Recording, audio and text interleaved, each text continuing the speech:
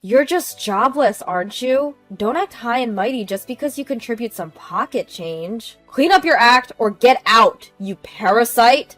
I get it. So I drained all our bank accounts to 39 cents and moved out. What the hell is this? Consider that 39 cents as my way of saying thank you and goodbye. Good luck fending for yourselves. My name is Lucia, a 37-year-old freelance engineer. Currently, I'm working from home at my parents' house. I used to be a hermit, all thanks to the bullying I faced in high school. The popular girls in my class targeted me out of the blue.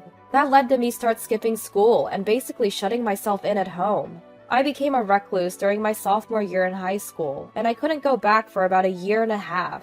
Eventually, I had to drop out. Feeling I had to change, I took up a part-time gig at a drugstore. Although it was just a few daytime shifts a week, it got me out of the house. For someone who had been scared to leave home, this was a big step. I got to interact with all sorts of people, from housewives to seasoned uncles to other part-timers, which expanded my horizon. So I'm grateful for that job. At that time, I also met someone at work who had a side hustle and got some advice from them. Turns out, they'd also been bullied and skipped school, and they taught themselves tech skills to become a freelancer. They were now focused more on their side job than the drugstore gig. It opened my eyes. I begged them to teach me. They guided me on how to self-study the skills, and I dedicated all my free time to learning. Once I got the hang of it, I started taking simple freelance gigs. Between that and the drugstore job, my income started to grow. It felt really good. I could earn money working from home, a revelation that boosted my self-confidence. Over time, I delved deeper into freelancing, soaking up more and more knowledge. I worked hard on learning programming through self-study. Why? Because it's the most lucrative skill. It felt incredibly tough at first, but I gradually got the hang of it. Before I knew it, I was landing high-paying gigs with a higher level of difficulty. In a few years, I could sustain myself entirely through freelancing. So, at 22, I finally moved out and lived on my own. My parents seemed incredibly relieved. "We thought you'd never step out into the world, that you'd always be a parasite." My mom's words stung, but I knew they were happy for me, happy that I'd become independent. Dad, of course, was concerned as a parent, but also felt reassured because I was becoming independent. "Feel free to talk to me if you're struggling or having any issues," he always told me in a warm tone. Mom could be a bit self-centered at times, but Dad was always attentive and kind to those around him. That's why I loved Dad so much. Even when I became a social recluse, he told me, "There are plenty of people who are reclusive but still succeed in life or become independent, so don't rush or blame yourself." That advice helped me not to push myself too hard. For a while, I lived on my own and worked as a freelance engineer. Thanks to that, my income started to rise. Before I knew it, I was making around $10,000 a month. It seemed like it happened suddenly. Even though I didn't think I was working that hard, the high rates contributed to my high income, and it even surprised me. So, I didn't really feel like I had a lot of money, and I also didn't have many material desires, so I just kept saving. Within a few years, I had saved about $300,000. Friends advised me that it was better to invest that money, so I started studying stocks. I then put that knowledge into practice with stock investment. Thanks to that, I was able to grow my assets significantly. Since my living expenses were initially very low, I was able to live off the yield alone. I continued my freelance engineering work, which became extra funds for savings or investments, creating a beneficial cycle. Maybe you don't need to obsess over money. Just enjoying what you do could be enough. That became my mindset. Then, after a few years of living this way, I got a call one day saying Dad had collapsed. I rushed to the hospital immediately. Dad looked exhausted, sleeping on the bed. Apparently, he had suffered a stroke and was brought in by ambulance. I sat next to him, waiting for him to wake up. Dad? Oh, Lucia, it's been a while. Dad, you collapsed because you had a stroke. They gave you emergency treatment and now you're supposed to rest. I see. I'm just so glad you're okay. Then Mom, who had gone out to get some drinks, came back and was happy to see Dad awake. I was so scared when you collapsed in front of me. I'm sorry.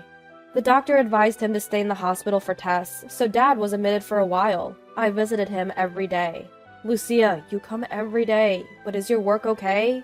Yeah, it's fine. I'm managing my work. That's good to hear.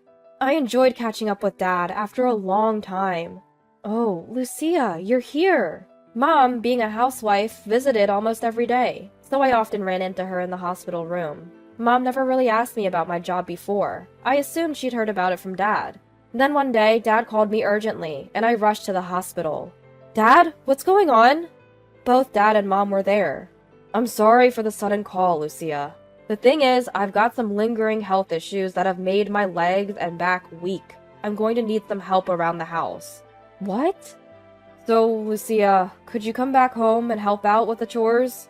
Dad didn't want to put the burden of both caregiving and housework on Mom. Sure. It was no big deal for me to help Dad out, so I agreed to move back home right away. I canceled the lease on my apartment and returned to my parents' house. Little did I know that this decision would lead to some unexpected drama. Lucia, thanks for coming back. I hate to be a burden. Don't worry, Dad. You've supported me all these years. It's the least I can do. While Dad was grateful I came back, Mom was not. So you'll be working during the day, right? How does that reduce my workload? Mom questioned me, so I had to explain my job situation. I work from home now, so I can help with cleaning and preparing dinner. Of course, there might be times when I'm swamped with work. Mom didn't seem to get it. I figured she'd understand eventually as we lived together, but she began to assume that I was unemployed. Lucia, it's nice that you're helping out, but can you actually work? We can't afford to feed you for free. I am working, Mom. I told you this before. I had to explain, not only about my job, but also that I'd provided a family credit card linked to my bank account. You can use this card for groceries or whatever, it's all taken care of. Despite using the card, Mom didn't realize it was linked to my account. No matter how much I explained, Mom wouldn't believe me. I knew this would happen. You helping out around the house doesn't mean you can just mooch off us. What? I don't even know why Clay called you back. Were you just living day to day? You don't have debts, do you? Because I won't help you pay them off. I don't have any debts, Mom. Really? Mom continued to look at me skeptically. Why couldn't she trust me? It was devastating to think that in Mom's eyes, I wasn't trustworthy. Then one day, Mom did something shocking. Mom, I'm home! Long time no see, mother-in-law. Ah, I'm so glad Walter and Victoria could make it. Turns out, Mom had invited my younger brother Walter and his wife to come live with us. And not just for a visit, they were moving in. Wait a second, Mom, you never mentioned this to me. Well, it's Clay's and my house, so I didn't think I needed to run it by you. You've gotta be kidding. I've never gotten along with Walter. You see, Walter has always been academically gifted and highly educated. Now he's a high-flying corporate employee at a big firm. So he's always looked down on me, a high school dropout who became a social recluse. We came to save Mom because we heard Lucia is leeching off her again. Really? Lucia is such a troublesome person. Walter's wife Victoria also looked down on me. The first time we met was at their wedding. Walter reluctantly introduced me. It seems he had been telling her that I'm a hopeless social recluse and the family's black sheep. Victoria looked at me with disdain. Even now, when we met after a long time, her eyes were the same. We won't let you do whatever you want just because we're here. That's what Walter, his wife, and Mom say, with a smirk.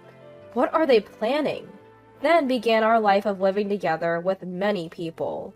Immediately, Victoria takes action. Lucia! Wake up! It's morning!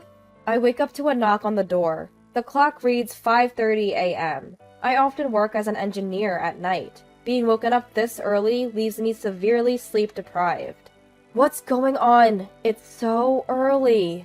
Why are you so lazy? You're unemployed. You should at least handle all the chores. Prepare breakfast and Walter's lunchbox and take out the garbage. Wait, right now?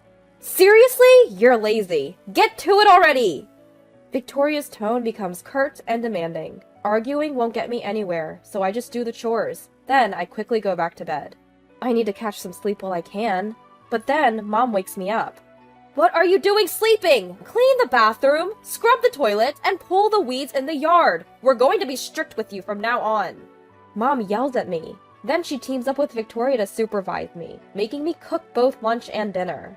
I won't have time to work if they keep making me do chores all day. Sure, I could get by just on my investment income, but I still want to maintain my relationship with the clients I've worked with over the years. Plus, I've always enjoyed my engineering job and didn't want to quit, but being constantly interrupted like this was affecting my work, so I decided enough was enough. I put a lock on my door. From now on, no matter how much they try to get my attention or pile chores on me, I won't lift a finger until my work's done. And man, did that tick off Victoria and Mom. They banged on the door multiple times, shouting at the top of their lungs. But I had a plan for that too. I wore noise-canceling earmuffs. I could still hear them a bit, but it wasn't distracting. That way, I could focus on my work and get some decent sleep. But this led to a massive blow-up from Walter's couple and Mom. When I walked into the living room during lunch, they glared at me with utter disbelief. What on earth do you think you're doing? I can't believe how irresponsible you're being. Do you have any idea how much we've been screaming? We've lost our voices! Looking at them, struggling to speak, I chuckled inside. They're the ones getting it all wrong. Ignoring them, I headed for the fridge to make some lunch, but they blocked my way. You think you can just eat here without lifting a finger around the house? We won't allow that. What are they even talking about? I've told you many times, I'm the one covering all the food expenses here.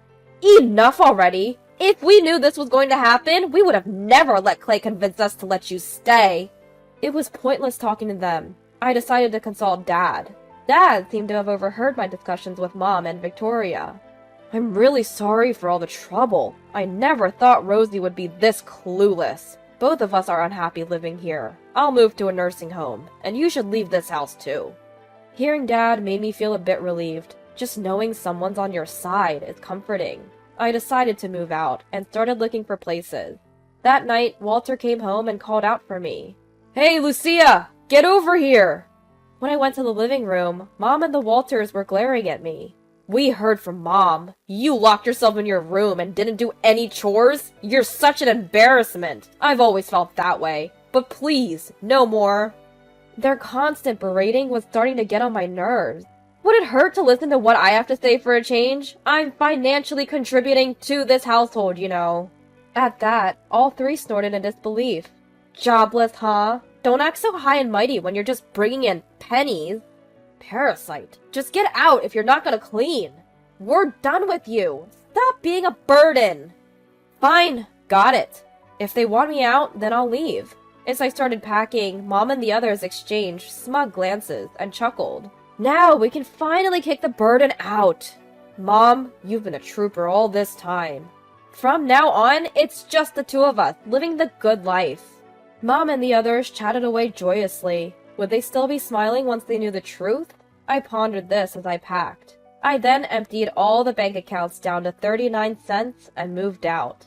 First, I stayed at a Comfort Inn. Then I signed a lease for an apartment I had my eye on and moved in as soon as it was available. Life alone was blissful. I welcomed the mornings uninterrupted, ate when I wanted, and went to bed at my own pace. I was incredibly comfortable and happy. About a month later, I received a call from Walter. Hello? Hey, what the heck is going on? What do you mean? You know what I mean! Mom's everyday credit card suddenly stopped working. And guess what? It was connected to your bank account. Oh yeah, I canceled the family card. And of course, I transferred all the money to a different bank account. What? Are you kidding me? That must have been Dad's money in that account. Why did you leave only 39 cents? Oh, that 39 cents. That stands for thank you. What? Stop messing around. Give us our money back. Why would I? All the money in that account was earned by me. Not that you'd believe me. You bet I won't. I'm going to sue you for theft. Feel free, but you'll be the one ending up embarrassed. As I confidently spoke, it seemed Walter began to believe that I really had earned the money. Did you actually earn all of that? I've already told you, ask Dad if you want to know. Honestly, I couldn't care less at this point. I'm cutting ties with you all. So good luck. Wait, hold on! The truth is, I messed up big time at work and got fired. What? That's why I moved back home. I thought Dad must be doing pretty well financially, since you're living there, Lucia. So you're telling me you weren't working? No, I was, but it was part-time. Okay, that's fine then. You're working, even if it's part-time. Good luck with everything. Wait, Lucia! I hung up the phone. I couldn't care less about Walter's job situation.